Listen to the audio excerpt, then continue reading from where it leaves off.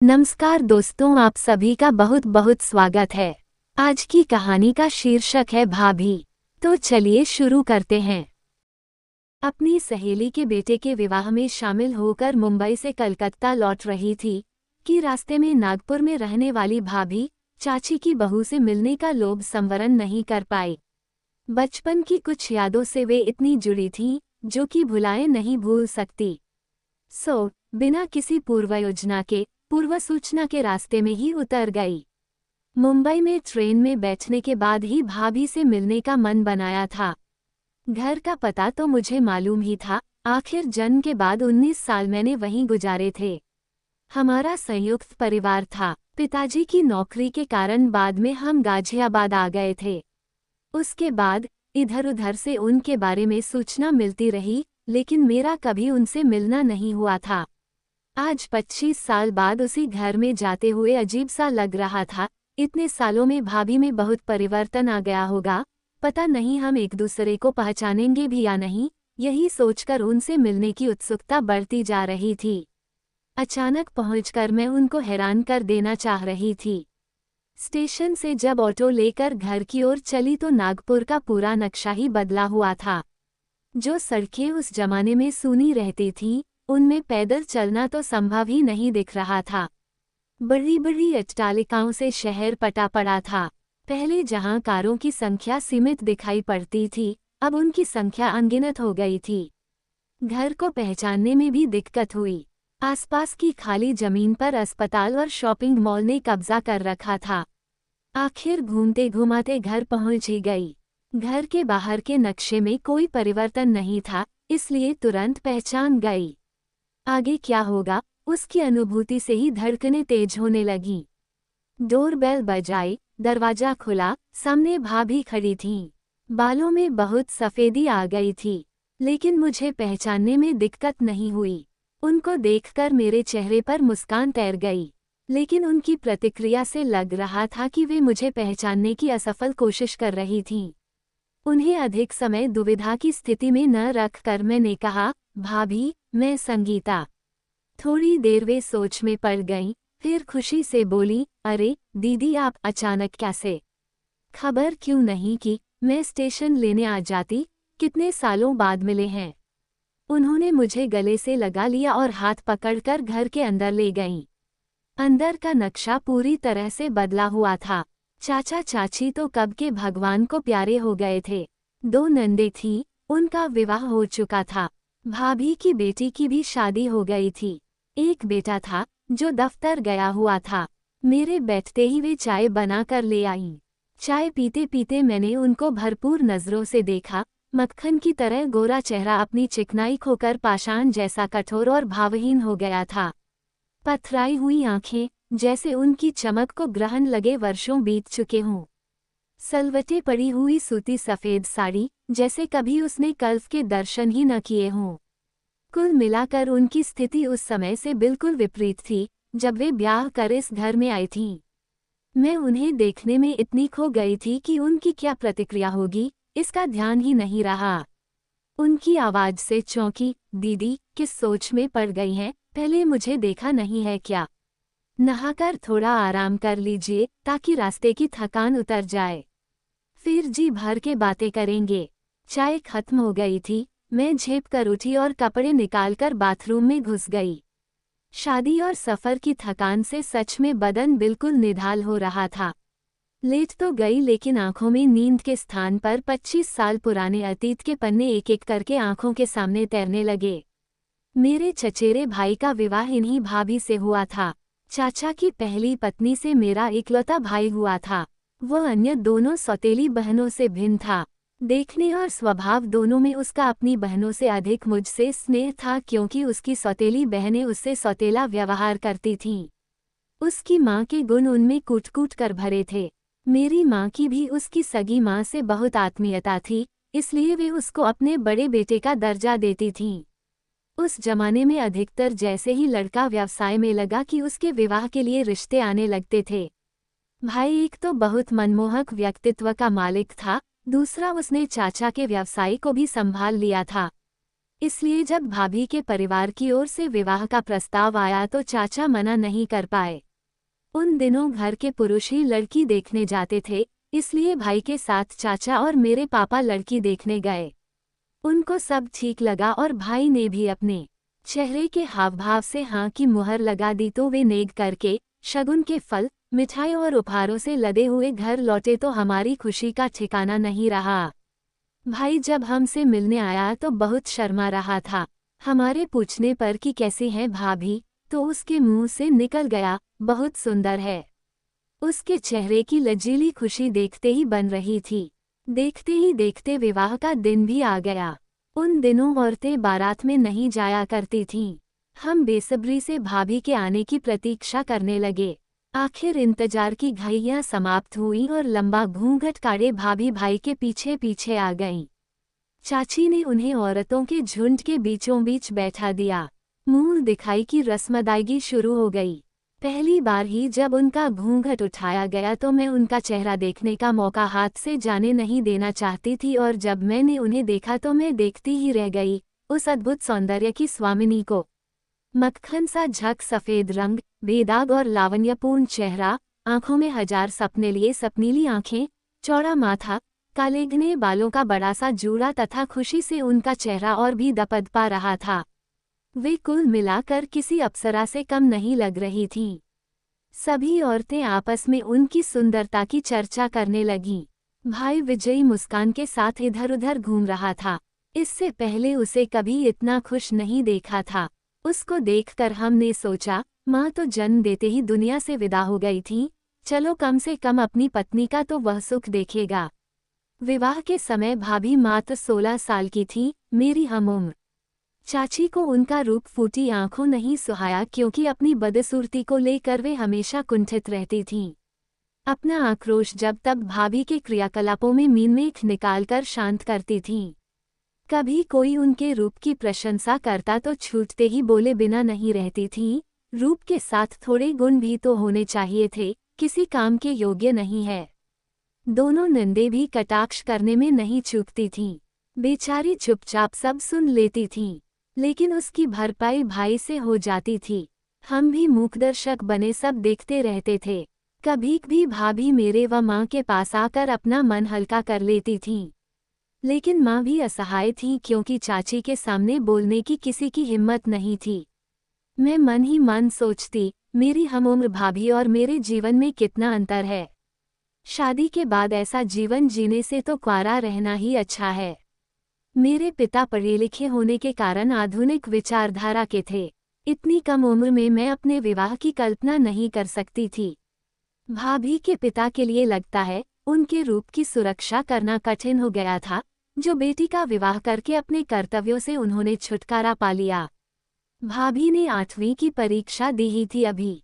उनकी सपनीली आंखों में आंसू भरे रहते थे, अब चेहरे की चमक भी फीकी पड़ गई थी। विवाह को अभी 3 महीने भी नहीं बीते होंगे कि भाभी गर्भवती हो गईं। मेरी भोली भाभी, जो स्वयं एक बच्ची थी, अचानक अपने माँ बनने की खबर सुनकर हक्की बक्की रह गईं और आंखों में आंसू उमड़ आए। अभी तो वे विवाह का अर्थ भी अच्छी तरह समझ नहीं पाई थीं। वे रिश्तों को ही पहचानने में लगी हुई थीं, मातृत्व का बोझ कैसे वहन करेगी। लेकिन परिस्थितियां सब कुछ सिखा देती हैं। उन्होंने भी स्थिति से समझौता कर लिया। भाई पितृत्व के लिए मानसिक रूप से तैयार तो हो गया, लेकिन उसके चेहरे पर अपराधा भावना साफ झलकती थी कि जागरूकता की कमी होने के कारण भाभी को इस स्थिति में लाने का दोषी वही है। मेरी माँ कभी भी भाभी से पूछकर कि उन्हें क्या पसंद है, बनाकर चुपचाप उनके कमरे में पहुंचा देती थीं। बाकी किसी को तो उनसे कोई हमदर्दी न थी। प्रसव का समय आ पहुंचा। भाभी ने चांद सी बेटी को जन्म दिया। नन्ही परी को देखकर वे अपना सारा दुख दर्द भूल गईं और मैं तो खुशी से नाचने लगी। लेकिन ये क्या, बाकी लोगों के चेहरों पर लड़की पैदा होने की खबर सुनकर मातम छा गया था। भाभी की नंदे और चाची सभी तो स्त्री हैं और उनकी अपनी भी तो 2 बेटियां ही हैं, फिर ऐसा क्यों? मेरी समझ से परे की बात थी। लेकिन एक बात तो तय थी कि औरत ही औरत की दुश्मन होती है। मेरे जन्म पर तो मेरे पिताजी ने शहर भर में लड्डू बांटे थे। कितना अंतर था मेरे चाचा और पिताजी में। वे केवल 1 साल ही तो छोटे थे उनसे, एक ही माँ से पैदा हुए दोनों। लेकिन पढ़े लिखे होने के कारण दोनों की सोच में जमीन आसमान का अंतर था। मातृत्व से गौरवान्वित होकर भाभी और भी सुडौल व सुंदर दिखने लगी थीं। बेटी तो जैसे उनको मन बहलाने का खिलौना मिल गई थी। कई बार तो वे उसे खिलाते खिलाते गुनगुनाने लगती थीं। अब उनके ऊपर किसी के तानों का कोई प्रभाव नहीं पड़ता था। माँ बनते ही औरत कितनी आत्मविश्वास और आत्मसम्मान से पूर्ण हो जाती है, उसका उदाहरण भाभी के रूप में मेरे सामने था। अब वे अपने प्रति गलत व्यवहार की प्रतिक्रिया स्वरूप प्रतिरोध भी करने लगी थीं। इसमें मेरे भाई का भी सहयोग था, जिससे हमें बहुत सुखद अनुभूति होती थी। इसी तरह समय बीतने लगा और भाभी की बेटी 3 साल की हो गई तो फिर से उनके गर्भवती होने का पता चला और इस बार भाभी की प्रतिक्रिया पिछली बार से एकदम विपरीत थी। परिस्थितियों ने और समय ने उनको काफी परिपक्व बना दिया था। गर्भ को 7 महीने बीत गए और अचानक हृदयविदारक सूचना मिली कि भाई की घर लौटते हुए सड़क दुर्घटना में मृत्यु हो गई है। यह अनहोनी सुनकर सभी लोग स्तंभित रह गए। कोई भाभी को मनहूस बता रहा था तो कोई अजन्मे बच्चे को कोस रहा था कि पैदा होने से पहले ही बाप को खा गया।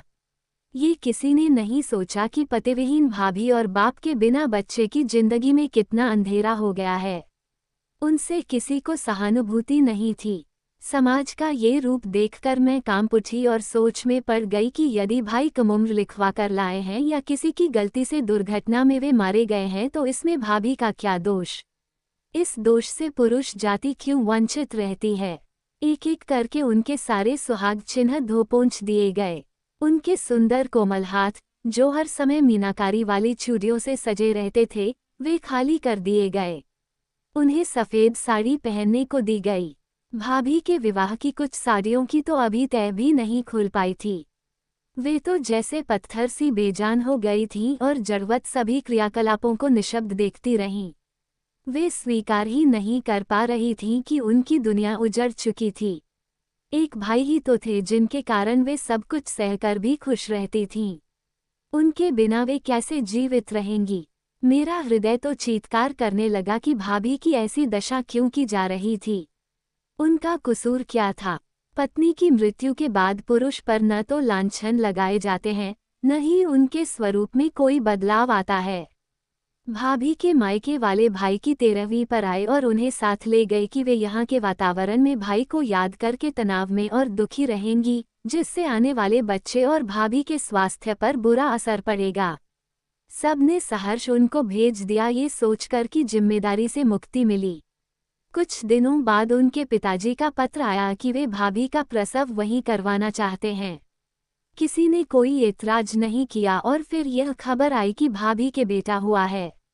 हमारे यहाँ से उनको बुलाने का कोई संकेत दिखाई नहीं पड़ रहा था, लेकिन उन्होंने बुलावे का इंतजार नहीं किया और बेटे के 2 महीने का होते ही अपने भाई के साथ वापस आ गईं। कितना बदल गई थी भाभी, सफ़ेद साड़ी में लिपटी हुई, सूना माथा, हाथ में सोने की एक एक चूड़ी, बस। उन्होंने हमें बताया कि उनके माता पिता उनको आने नहीं दे रहे थे कि जब उसका पति ही नहीं रहा तो वहाँ जाकर क्या करेगी, लेकिन वे नहीं मानीं। उन्होंने सोचा कि वे अपने माँ बाप पर बोझ नहीं बनेंगी और जिस घर में ब्याह कर गई हैं, वहीं से उनकी अर्थी उठेगी। मैंने मन में सोचा, जाने किस मिट्टी की बनी है वे। परिस्थितियों ने उन्हें कितना दृढ़ निश्चय और सहनशील बना दिया है। समय बीतते हुए मैंने पाया कि उनका पहले वाला आत्मसम्मान समाप्त हो चुका है। अंदर से जैसे वे टूट गई थीं। जिस डाली का सहारा था, जब वही नहीं रही तो वे किसके सहारे हिम्मत रखतीं। उनको परिस्थितियों से समझौता करने के अतिरिक्त कोई चारा दिखाई नहीं पड़ रहा था। फूल खिलने से पहले ही मुरझा गया था, सारा दिन सबकी सेवा में लगी रहती थीं। उनकी नंद का विवाह तय हो गया और तारीख भी निश्चित हो गई थी, लेकिन किसी भी शुभ कार्य के संपन्न होते समय वे कमरे में बंद हो जाती थीं। लोगों का कहना था कि वे विधवा हैं, इसलिए उनकी परछाई भी नहीं पड़नी चाहिए। ये औरतों के लिए विडंबना ही तो है कि बिना कसूर के हमारा समाज विधवा के प्रति ऐसा दृष्टिकोण रखता है। उनके दूसरे विवाह के बारे में सोचना तो बहुत दूर की बात थी। उनकी हर गतिविधि पर तीखी आलोचना होती थी। जबकि चाचा का दूसरा विवाह चाची के जाने के बाद 1 साल के अंदर ही कर दिया गया। लड़का लड़की दोनों मां के कोख से पैदा होते हैं, फिर समाज की यह दोहरी मानसिकता देखकर मेरा मन आक्रोश से भर जाता था, लेकिन कुछ कर नहीं सकती थी। मेरे पिताजी पुश्तैनी व्यवसाय छोड़कर भटिंडा में नौकरी करने का मन बना रहे थे। भाभी को जब पता चला तो वे फूट फूट कर रोईं। मेरा तो बिल्कुल मन नहीं था उनसे इतनी दूर जाने का, लेकिन मेरे न चाहने से क्या होना था और हम भटिंडा चले गए। वहाँ मैंने 2 साल में एमए पास किया और मेरा विवाह हो गया। उसके बाद भाभी से कभी संपर्क ही नहीं हुआ। ससुराल वालों का कहना था कि विवाह के बाद जब तक मायके के रिश्तेदारों का निमंत्रण नहीं आता तब तक वे नहीं जाती। मेरा अपनी चाची से ऐसी उम्मीद करना बेमानी था। ये सब सोचते सोचते कब नींद आ गई, पता ही नहीं चला। उठो दीदी, सांझ पड़े नहीं सोते, चाय तैयार है। भाभी की आवाज से मेरी नींद खुली और मैं उठकर बैठ गई। पुरानी बातें याद करते करते सोने के बाद सिर भारी हो रहा था। चाय पीने से थोड़ा आराम मिला। भाभी का बेटा अमन भी ऑफिस से आ गया था। मेरी दृष्टि उस पर टिक गई, बिल्कुल भाई पर गया था। उसी की तरह मनमोहक व्यक्तित्व का स्वामी, उसी तरह बोलती आंखें और गोरा रंग। इतने वर्षों बाद मिली थी भाभी से, समझ ही नहीं आ रहा था कि बात कहाँ से शुरू करूं। समय कितना बीत गया था, उनका बेटा साल भर का भी नहीं था जब हम बिछुड़े थे।